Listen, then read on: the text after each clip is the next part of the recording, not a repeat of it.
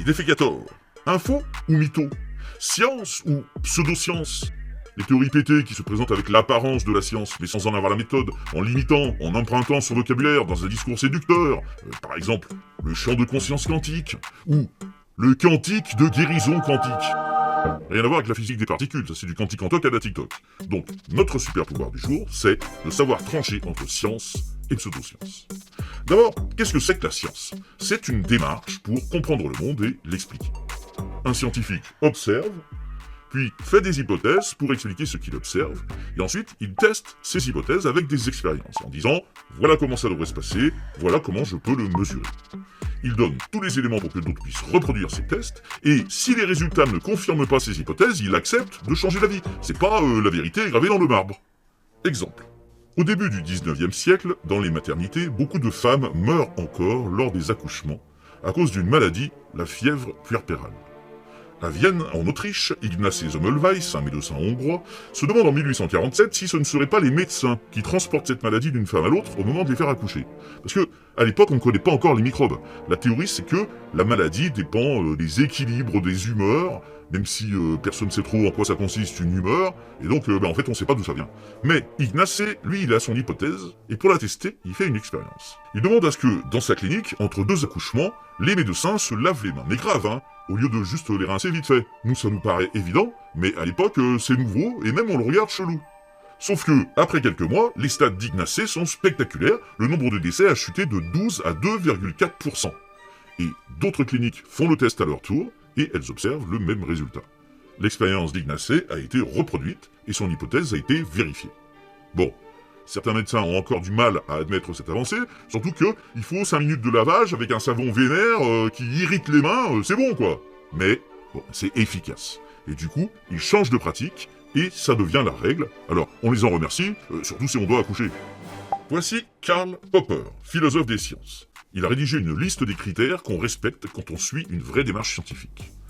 Et voilà Carl Sagan, scientifique. Lui, il a rédigé un kit anti-baliverge, c'est-à-dire des critères pour pouvoir dire si un discours est pseudo-scientifique ou vraiment scientifique.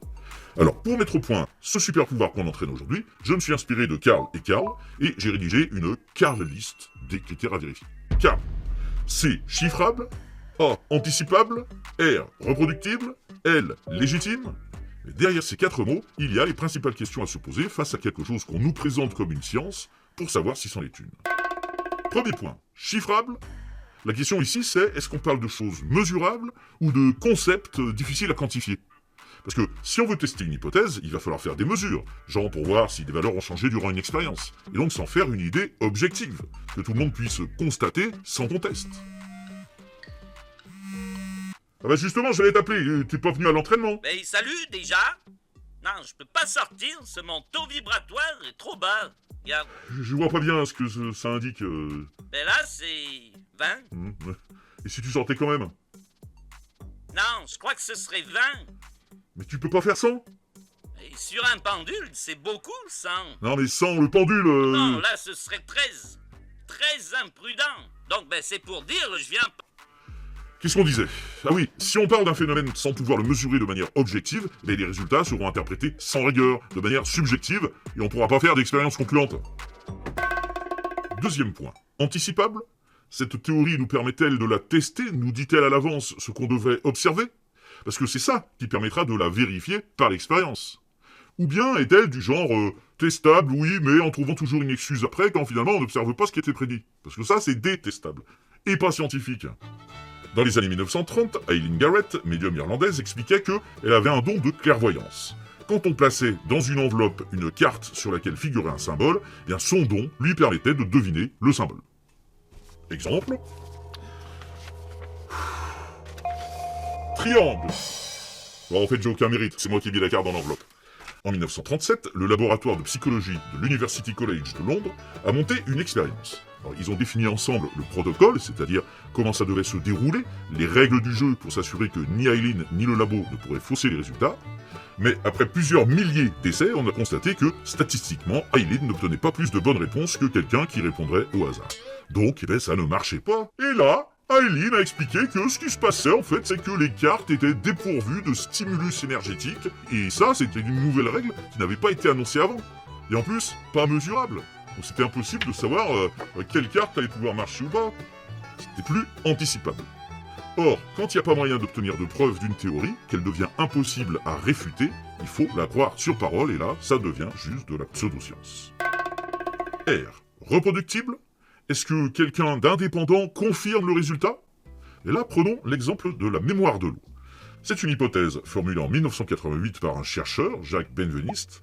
Il disait que l'eau, quand elle a été en contact avec certaines substances, conserve une empreinte de leurs propriétés, même quand elles sont plus là.